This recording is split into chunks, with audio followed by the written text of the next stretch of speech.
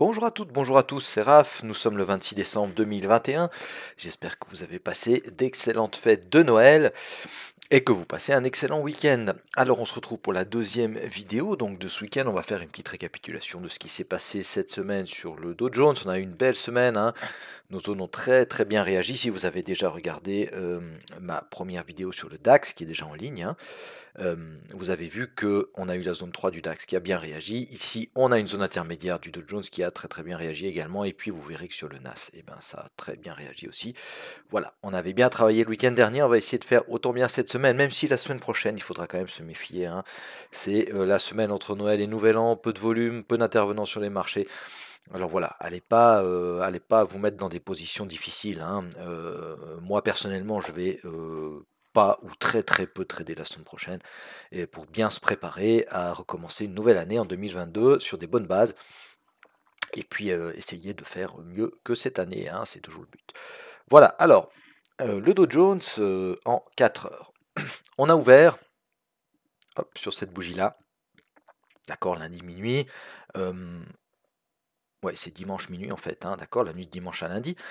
Directement, alors sur cette bougie-là, on casse, on avait ici une bougie mère en 4 heures, d'accord, on l'a cassée des deux côtés et tout ça, donc on la supprime, il n'y a plus besoin de la conserver. Ok.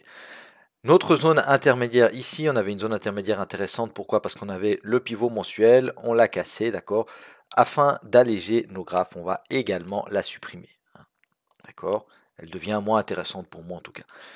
Par contre, on arrive ici. Je ne sais pas si vous vous souvenez, le week-end dernier, on avait dit que cette zone intermédiaire ici, je vais vous remontrer ça.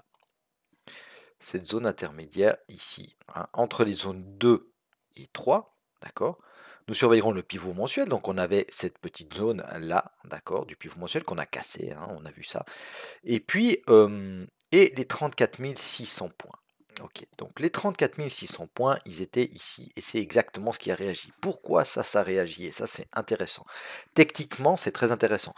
On avait ici une FTR. Je vous invite à aller voir ma vidéo. Je vous remettrai le lien dans la description, mais allez dans les playlists.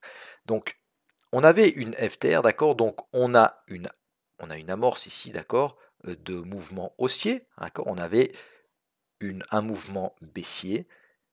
On a ce mouvement haussier ici qui nous permet, d'accord, la base de ce mouvement qui part, alors évidemment que la base elle est là, mais vraiment le mouvement qui nous permet de casser ces hauts ici et ces hauts là, il se trouve où? Il se trouve là, d'accord, et il se trouve également que ça c'est une FTR, donc moi c'était pour ça que c'était une zone qui nous intéresse.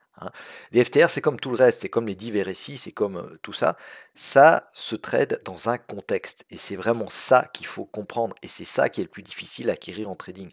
C'est pas de voir une divers récit, ça tout le monde peut le voir, c'est très vite compris, une divers récit, comment ça marche, une FTR et un FTR pardon également, c'est très vite compris.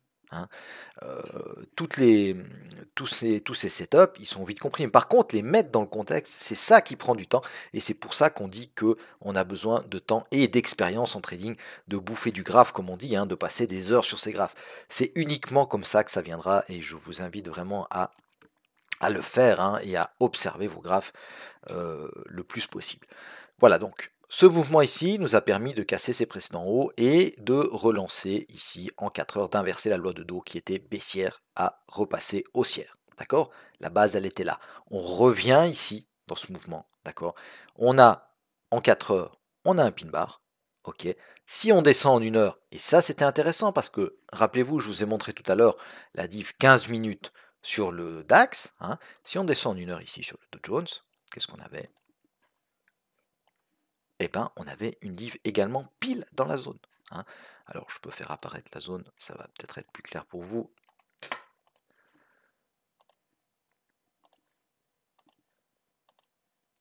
Et voilà. Regardez ça. On a défini une zone, donc on attend un setup, d'accord? On en a un ici, ok? Ici, on a un pin bar confirmé, ça nous fait un morning star, d'accord? Une étoile du matin, donc on peut rentrer là, avec un stop. Alors, en l'occurrence, moi, je l'aurais mis sous la zone. Je l'aurais pas pris. Pourquoi? Ça faisait un trop gros stop pour moi. Mais si vous le mettez sous la figure, bon, bah, vous prenez un stop. Mais même ça, c'est pas grave. C'est pas grave parce que vous avez fait juste. Vous aviez une zone, vous aviez un signal d'entrée, donc pourquoi pas prendre le trade ici, hein. Ok, quitte à se prendre un stop. Bon, bah ça arrive, d'accord. Par contre, après, il faut rester attentif, ok, et puis il faut regarder ce qui se passe dans cette zone, d'accord. Donc, on était ici en survente sur le RSI, ok, on fait le bruit, d'accord. Le bruit, il est à 38, il doit être en dessous de 40, c'est parfait, on est pile dans les setups, et on revient ensuite faire ici une belle div, d'accord. Donc on a un plus bas sur le cours, un plus bas plus haut sur le RSI. La div est confirmée sur cette bougie ici, d'accord. On casse le bruit en clôture. Et puis ensuite, et ben voilà, ça nous donne un très très beau trade, hein. Donc moi, ce que je fais pour les divs, vous pouvez également aller voir, hein. J'ai fait une vidéo. C'est pas ça que je voulais faire. J'ai fait une vidéo sur les divs, hein. Je vous laisserai aller regarder. Donc il y a des règles, c'est pas moi qui les ai inventées, hein. Mais il y a des règles. On reprend comme TP les 50% du RSI de la dernière baisse, et puis voilà, on les atteint très facilement, et si on laisse un petit solde courir, eh bien on fait un très très beau trade. Ok, voilà, donc les divs de nouveau, hein, ne les prenez pas n'importe où, mais par contre ça peut appuyer un setup d'entrée sur une zone, d'accord. On regarde en premier le price action. Le price action, qu'est-ce qu'il fait ici, d'accord.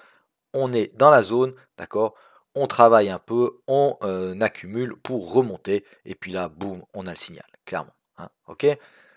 Allez, on retourne en 4 heures. En 4 heures, il s'est passé quoi ensuite? Eh bien, on a réintégré le pivot mensuel qu'on est venu retester. Grand classique, hein. On le réintègre, on se réappuie dessus, ça rassure tout le monde. On ne trouve pas de vendeurs, au contraire, on trouve des acheteurs. Les mecs qui ne sont pas rentrés ici, d'accord, eh bien, ils sont rentrés où? Ils sont rentrés là.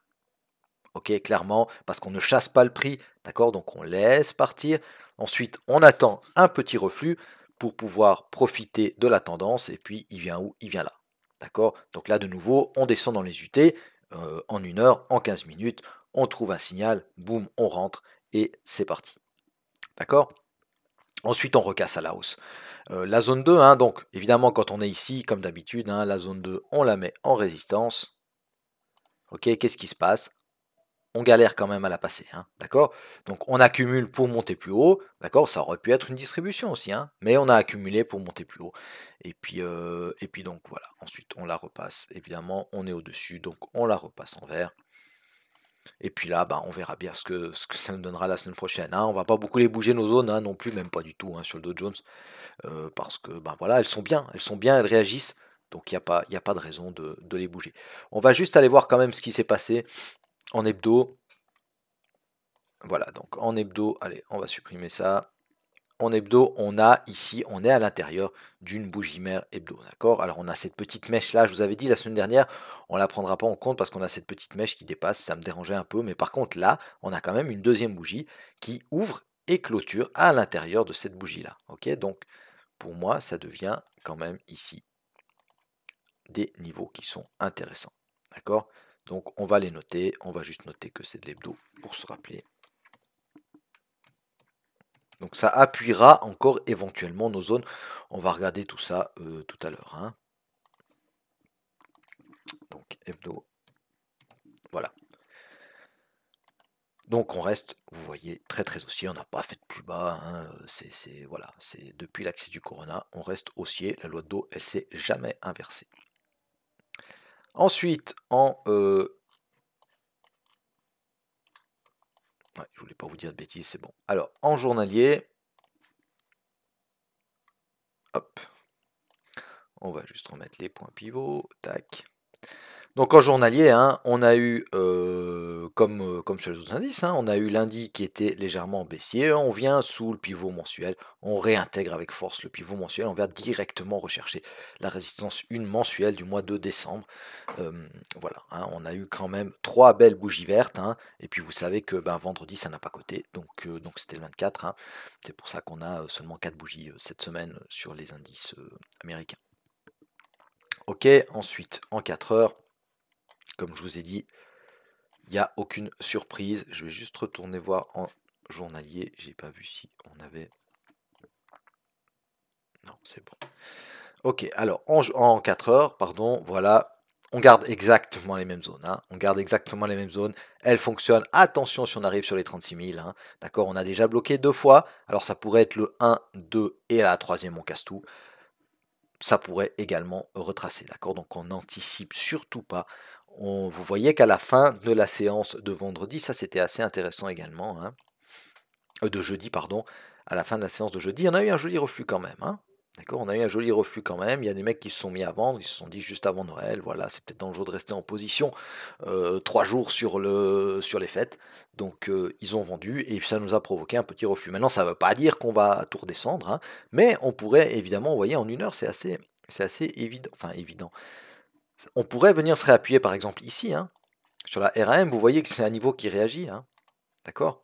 Ici en tant que résistance, là en tant que support, support, support, support, pourquoi pas support pour aller de nouveau chercher cette zone ici, hein, des 36 000. Ok? Donc soyez attentifs à ça si vous tradez la semaine prochaine. Et puis pour le reste, eh bien voilà, hein, on garde exactement les mêmes zones. On reste très très prudent la semaine prochaine, hein.